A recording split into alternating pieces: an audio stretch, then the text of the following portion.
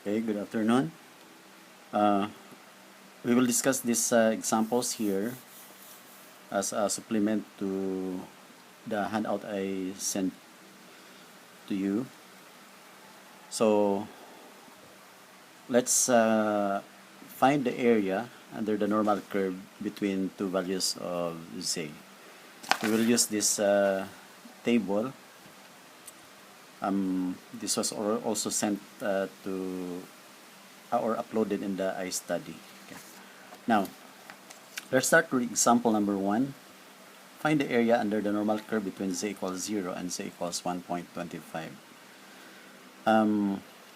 First step actually here is to draw a diagram that represents the problem, and the diagram is the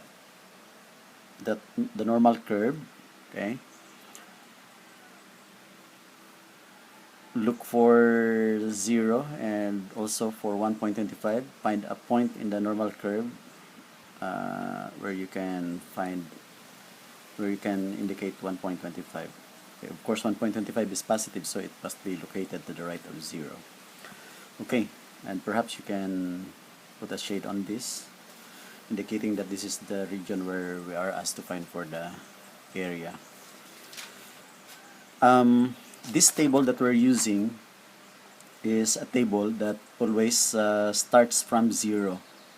There are other tables that starts from the leftmost of the normal curve, but this table is always starts from 0 to find for the area. Okay, now, in other words, we can find for the area of the region under the normal curve if it always starts from 0, just like this first example. It starts from 0.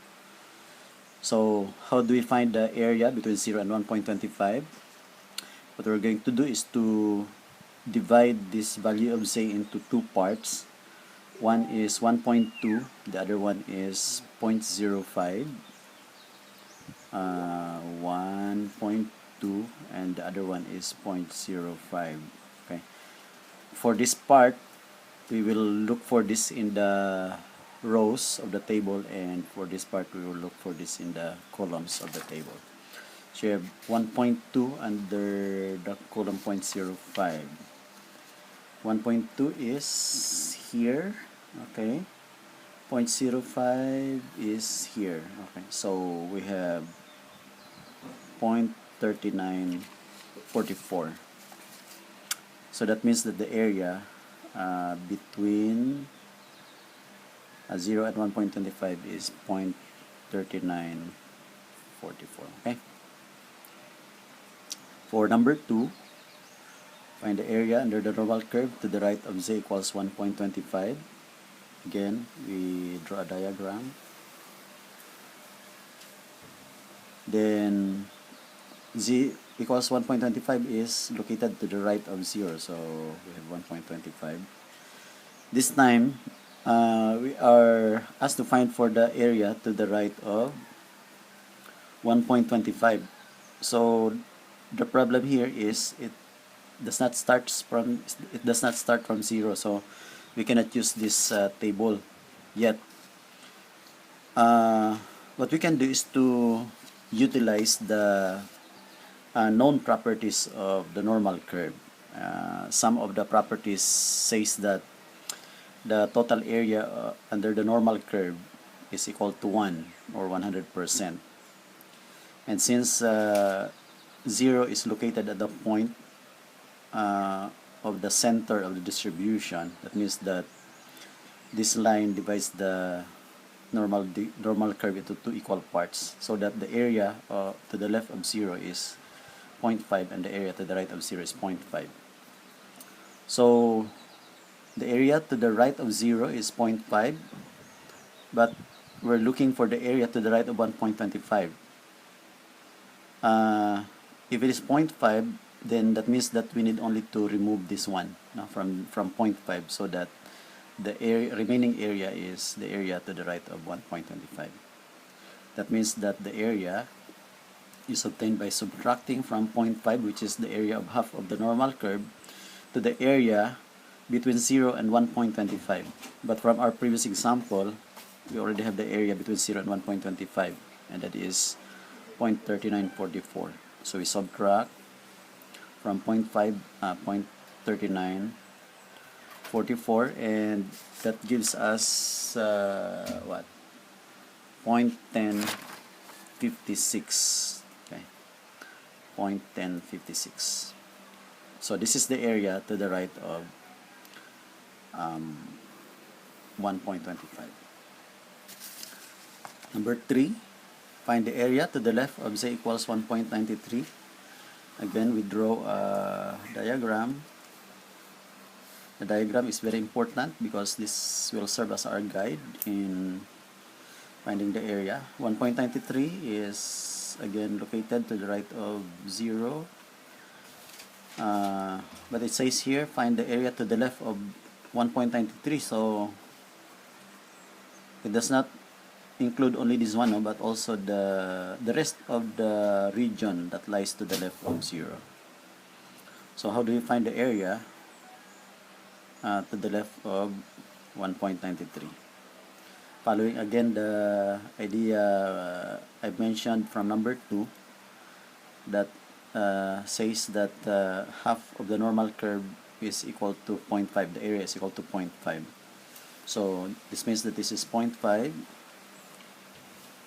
plus the area between 0 and 1.93. Now, to find for the area between 0 and 1.93, we can use the table because the starting point is 0, right? So, and how do we find that? We will look for 1.9 under column 0.03. So 1.9 under column 1. That's 1.93 now. So 1.9 under column 0.03, and this is the area. So you have 0.4732. So plus 0.4732. The total area is 0.94. Sorry. The total area is 0.9732. Okay, number 4. The area between z equals 2 and z equals 2.47. This is 2, this is 2.47. For us to find for the area between these two numbers. So how do you find the area? We refer to the table, look for 2.47. The area that will be given to us is between 0 and 2.47. But we should remove this part here because this is not included. So what do? We only need to subtract the area between 0 and 2.47 to the area between 0 and 2, right? So first we look for 2.47 in the table. That's 2.4 under column 2.4 under column 0.07, and we have this, okay? We have 0.4932. This is the area between 0 and 2.47, but that includes this part, no, that we should remove. So that's the area between 0 and 2. Again, for the table, let's look for 2 under column 0. That's 0.4772. So we subtract 0.4772 from 0.4932. And what is that? That's equal to, subtracting, we have 0.0160. Can be verified using your calculator. And number 5, last. What is the area between z equals 2.18 and negative 1.35? Again, draw a table. You have 0, negative 1.35 is here. 2.18 is here. And we're asked to find for the area between them. Okay. Obviously we need to add two areas na with 0 as the starting point, because if we look for 2.18 in the table, that will give us the area between 0 and 2.18. If we look for 1.35, by the way, the table does not have negative there, but don't worry, the negative simply tells you about the location of the value of z. So you can just disregard that. So to find for the area between 0 and negative 1.35, just look for 1.35 in the table. So let's do that. 1.35, that's 1.3 under column 0.05. 1.3 under column 0.05. Okay, we have 0.4115 plus the area between 0 and 2.18. So that's 2.1 under column 0.08.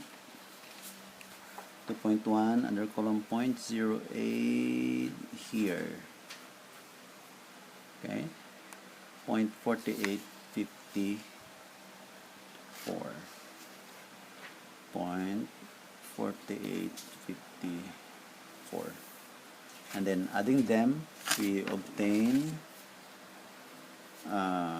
point, I think that's 9049. Again, please verify using your calculator. So that's it.